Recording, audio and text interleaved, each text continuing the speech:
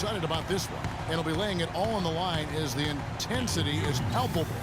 Two top caliber teams facing off on the hardwood to do battle. I guarantee you the adrenaline is already flowing for both sides. I mean, this means a little bit more to these players than just any game.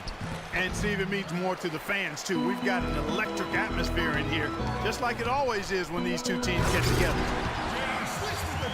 And now Washington's starting group. Wall and Beal together in the backcourt. Otto Porter and Nene at the forwards. And it's Gortat in at the center. Well, J.R. Smith, a guy who can take your breath away with his talent one moment and then exasperate you the next. Unbelievable talent, but he can be erratic offensively, especially with his shot selection. For the Washington Wizards, they come in off the loss to the Suns. They had major problems at the charity stripe in that game. It was interesting. They just could not make free throws. Yeah, and that's frustrating to watch, especially on the road where your opportunities at the line tend to be a little more sparse than when you're at home. Boy, you've got to cash in on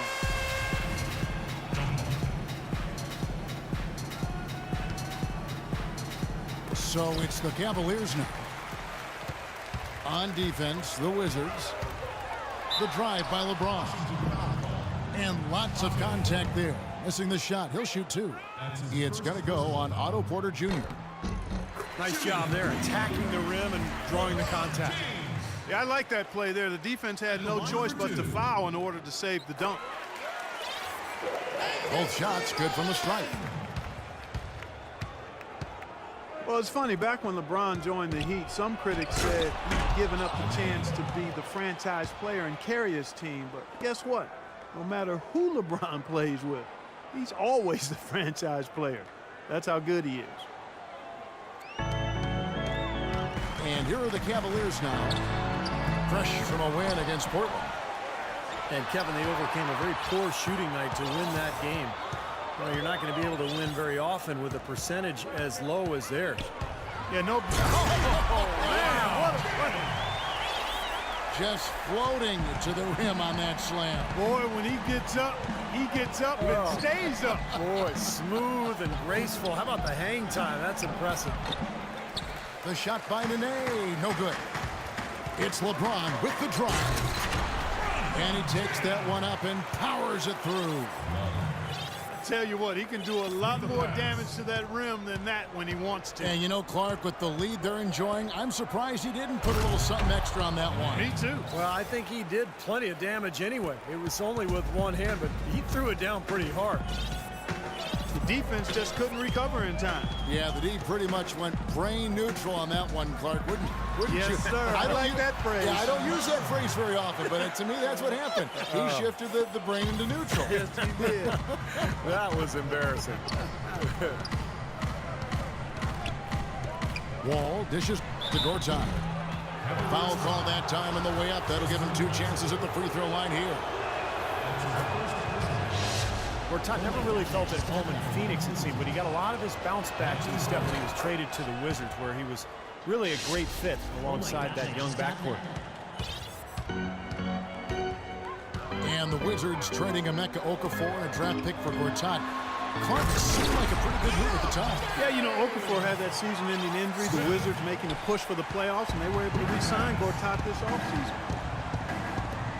How about that, breaking out the Statue of Liberty on that dunk? A nice way to pad that lead a little more. Yeah, you got that right. It's LeBron with the Man, that was unreal. Mark it up. Wow, and that sort of showmanship is just deflating right now to a team trying, Clark, to get back into this game like this. Yeah, definitely a jam with emphasis. A big apostrophe or exclamation point. How about maybe even a question mark, Mark? Well, you know what the questions are about now. It's their defense, that's for sure. Irving attacking. And a foul called on the shot. Got him on the way up that time, so he'll shoot two right here. Kyrie Irving, clearly a player who's dreamed of greatness from a very young age. Going back to the 4th grade, he wrote, "I'm going to the NBA," and he wrote it across the back wall of his closet. And while it was hidden behind his clothes, it certainly wasn't far from his head or his heart. And the Wizards are going with a whole new group out there now. On the wing, Miller. Covered by LeBron. Buries the long-range jumper. Miller's got his first 3 points of the game. Seems like guarding him on the perimeter is not a priority for this defense, but it will become one if he continues to knock them down. The drive by Smith. Oh, took the contact and tried to throw it down over the top, but instead he'll shoot free throws. I like that. Attack and create the contact. Very nearly had an and one opportunity there. Good aggressive move. And Irving still one to write down goals. He used to write them in a notebook. He still keeps. Now he'll write them down in his phone. All part of setting his sights high and dreaming big. Miller kicks to Humphries. Shot clock at 6. Shot from 16. And it comes off the front of the rim.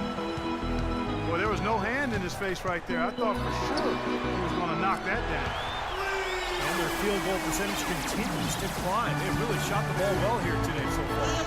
Yeah, and it's all about quality shot selection, smart shot selection. They've been very patient on offense.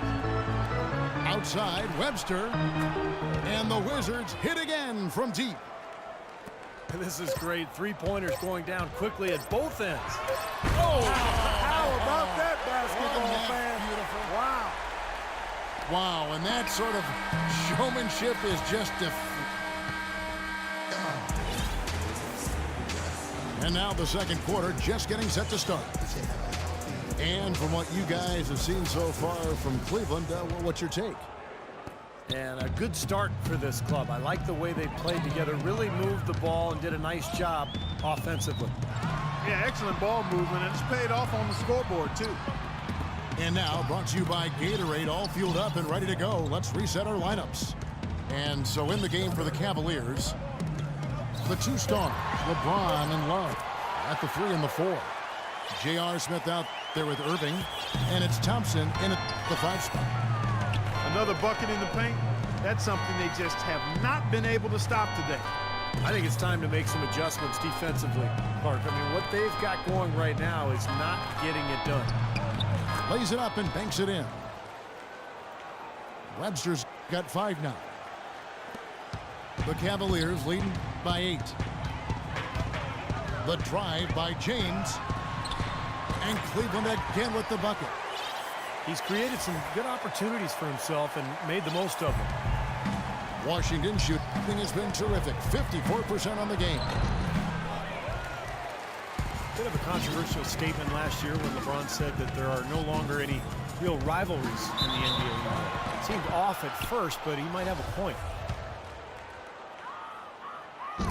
And the logic LeBron used in making that rivalry statement was that all of these players, Clark, have known each other for so long, coming up through amateur tournaments, AAU and the like. And not to mention, Kevin, that with how free agency is structured now, there's a lot more player movement going on. Still, I can't get 100% on board with what he said because there are teams that clearly don't like each other. He's got a nice stroke from long range, and you know he's not likely to pass up those opportunities when he gets them.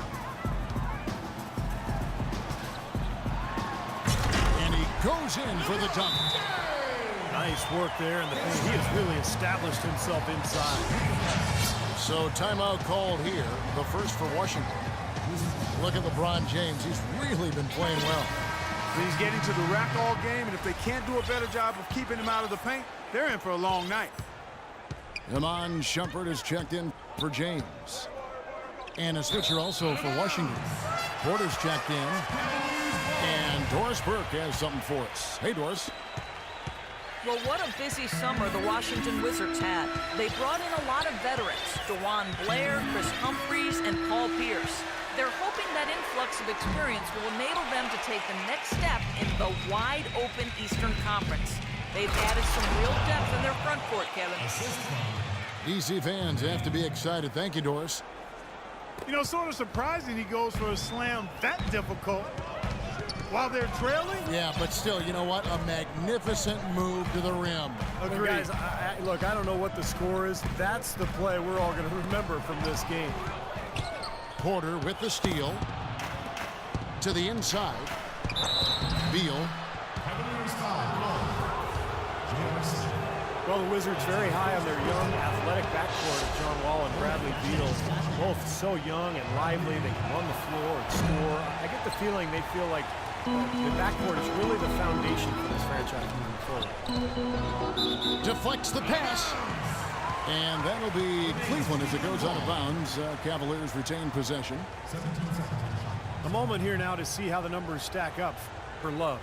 He's putting up 17 points a game, 10 rebounds, and 2 assists.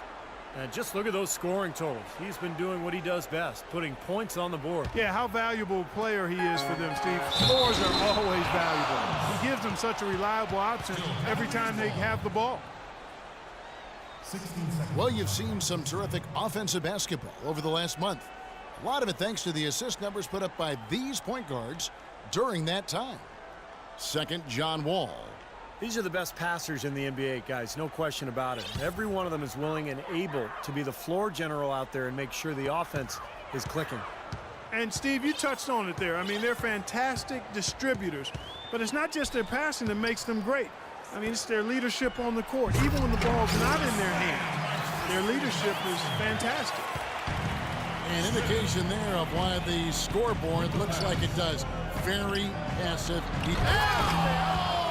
Unbelievable. How did he do that? Filthy, just pure filthiness. Filthy to the 5th degree. I'm filthy listening.